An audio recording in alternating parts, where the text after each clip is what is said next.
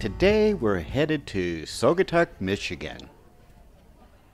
Initially established as a lumber town and port, Saugatuck, along with the neighboring city of Douglas, transformed into a prominent art colony and tourist hotspot during the late 19th century arts and crafts movement.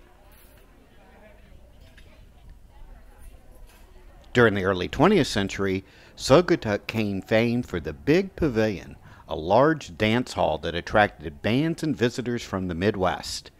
Erected in 1909, the pavilion remained a popular destination on Lake Michigan until its unfortunate destruction by fire on May 6, 1960. Presently, Saugatuck draws tourists with its art galleries, its harbor, marinas, scenic views, unique stores, and the vantage point from Mount Baldhead and attractions like Oval Beach on Lake Michigan.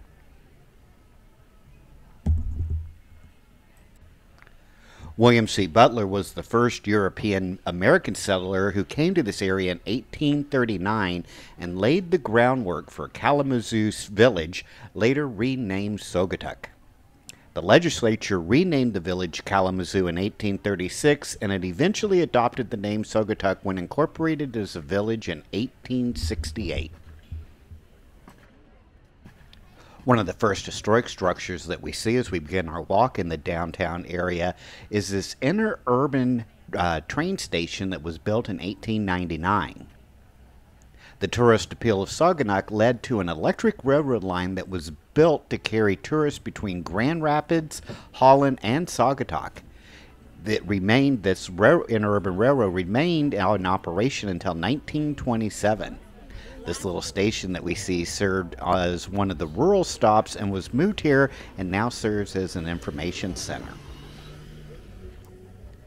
As we cross the street into the main downtown area, we see the Village Hall, which was constructed beginning in 1880 and remodeled in 1924. It was originally built as a combination fire station and village hall in the Italianate style. The building received a new colonial revival front designed by Carl Hockman in 1924. This plaque that we see here recognizes the old ghost town of Singapore, Michigan. This town was a casualty of erosion after the surrounding woods were deforested that was exacerbated by the need for lumber to rebuild several Midwestern cities and towns ravaged by fires in 1871. This town now lies in ruins beneath the sand dunes of Lake Michigan at the shoreline at the mouth of the Kalamazoo River in Saugatuck Township.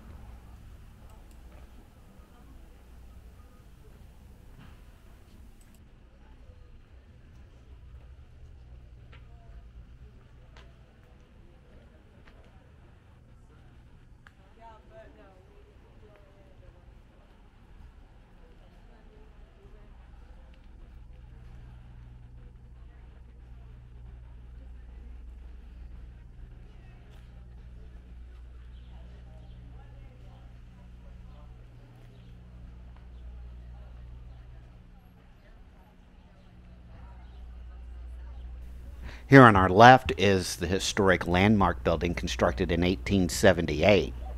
Claimed at the time to be the crowning glory of Saugatuck and an ornament to the village, this Italianate commercial structure was Saugatuck's first bank, a public hall, and quarters for both the Masonic Hall and the Oddfellows. Susan B. Anthony, the temperance leader, spoke here to a packed house in 1879.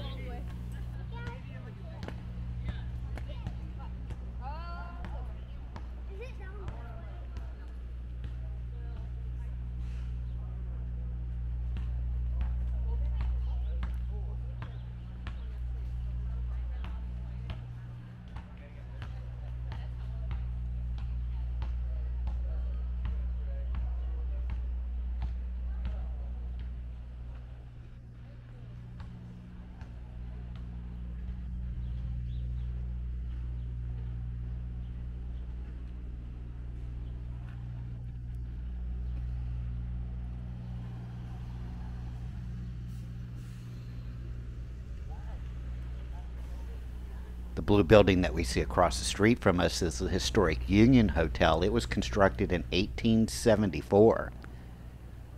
This building has housed a number of establishments, including early on as a hotel, a billiard parlor, grocery store, meat market, and is now a restaurant.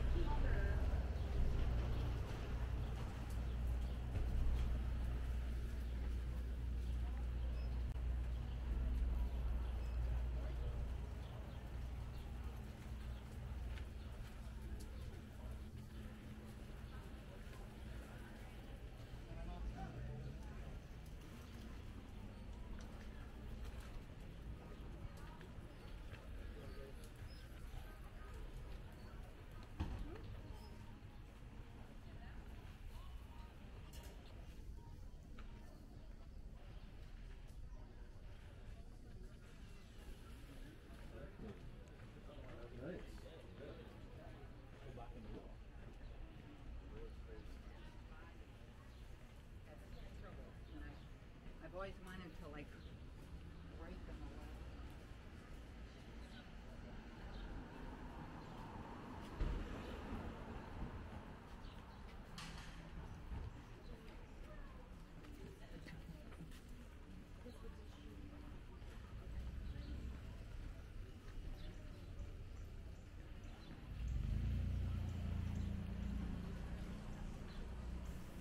The green building that we see on our right was once a home that was constructed by Captain Rogers. Rogers built this home in 1881, and he was one of the builders of many of the large steamships and owned several shipping warehouses and piers as well.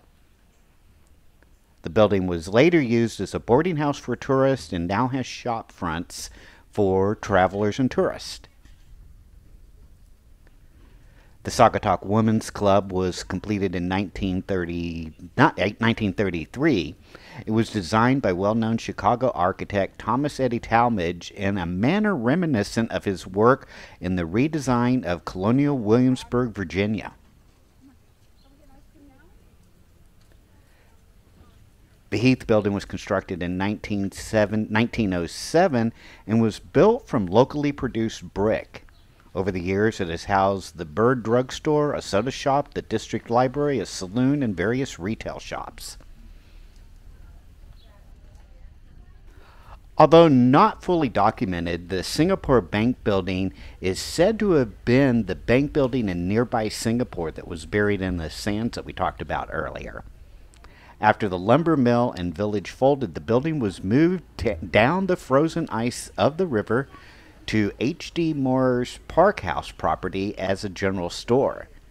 It was finally moved to its current location in 1890 when it became a grocery store.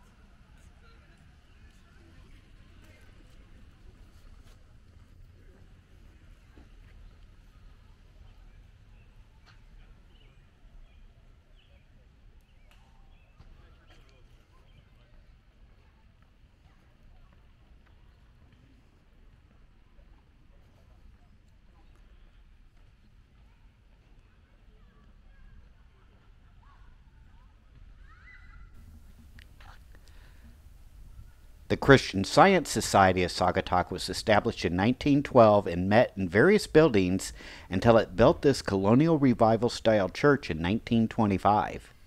The church faces the village square, which includes a public restroom, a playground, and a number of interesting sculptures.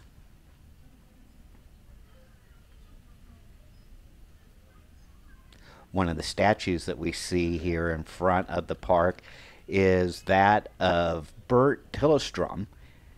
He was a Saugatuck resident and the creator of Kuklu Fran and Ollie TV show.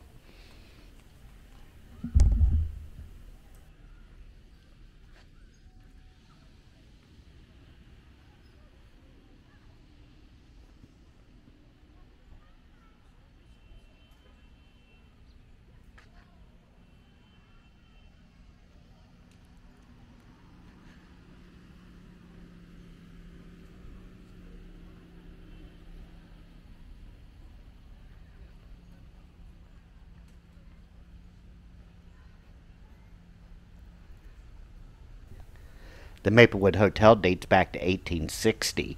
Originally a simple general store, this structure was redesigned in the colonial revival manner with a new front in 1923 by architect George W. Marr. It was part of a village-wide effort to create a more picturesque village at that time.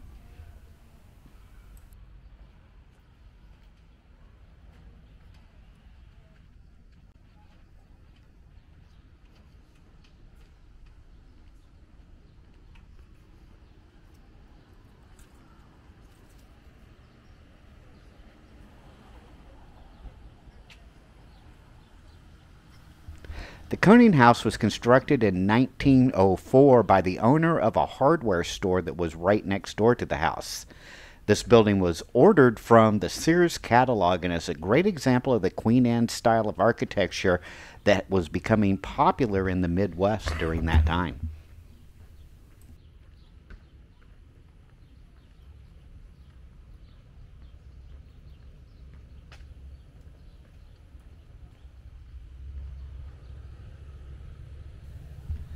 The Wickwood Inn was constructed in 1940. Built originally as a home and an apartment house, this colonial revival building was once part of the most fashionable new structures the village built during this time. The building remains an inn and bread and breakfast today.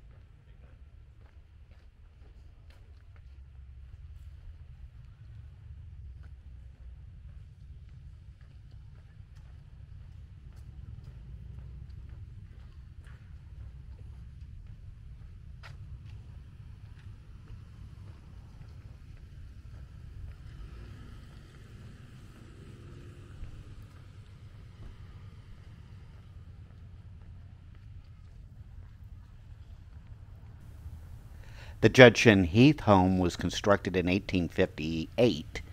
This Greek revival home was the largest home in the village at the time. Nathan Judson was a land speculator and used the house as his home as well as a boarding house for local mill workers.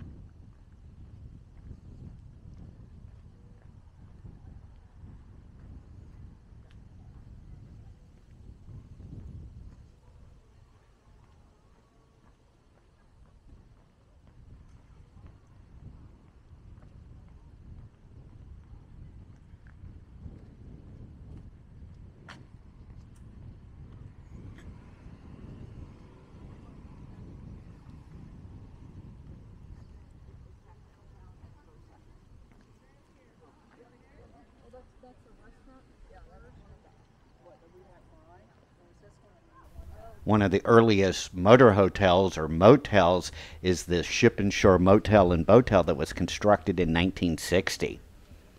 It was the largest motel in the area at the time of its construction, and its many boat docks reflected the rise of pleasure boat ownership as much as that of the automobile.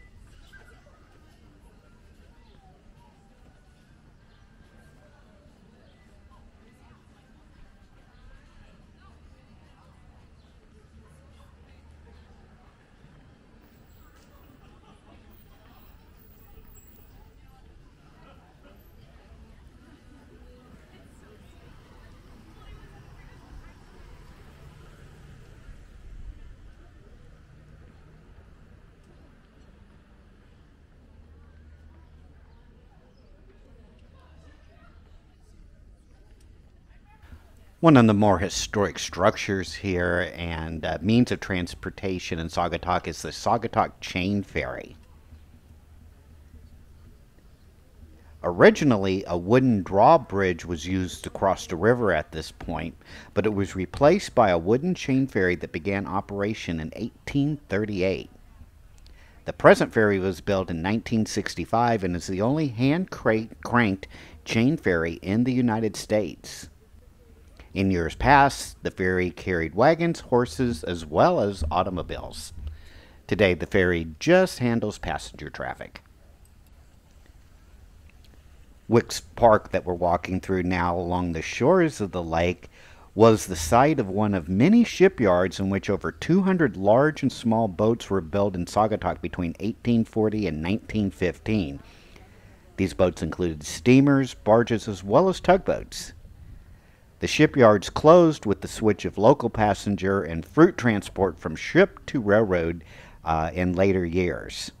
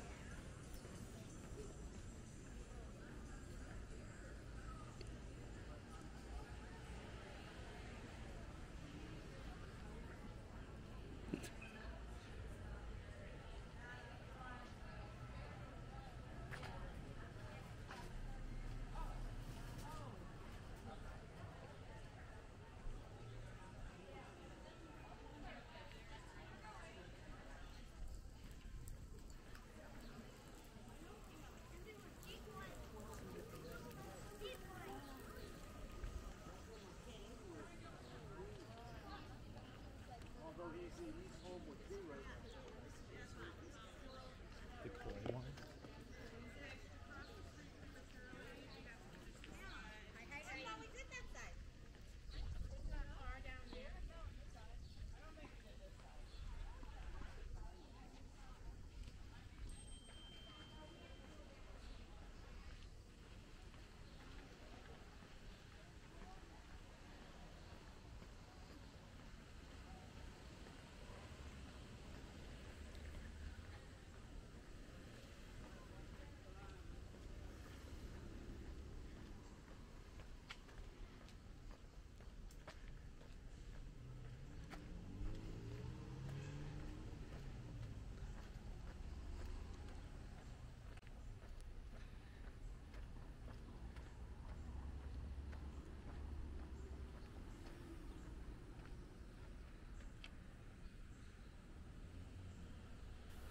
On January 11, 1860, 8 years before Saugatuck was incorporated as a village, a council of area congregational leaders met in the Pine Grove Schoolhouse and organized a church.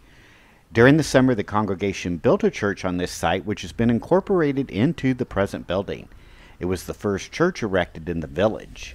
In 1861, Saugatuck citizens rallied here upon learning of the rebel firing on Fort Sumter and the outbreak of Civil War.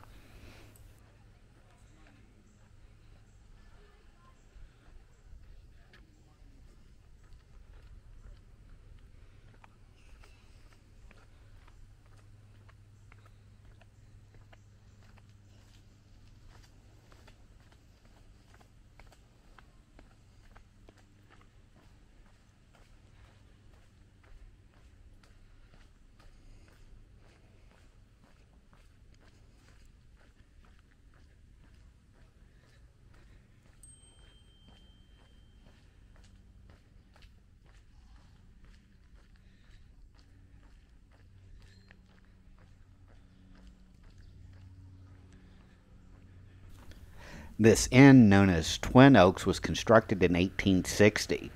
John Henry, a lumber mill owner who later became a politician, built this folk Victorian house from the parts of 3 different homes. In the early years, the house served as a boarding house for his workers as well as the residence for his family.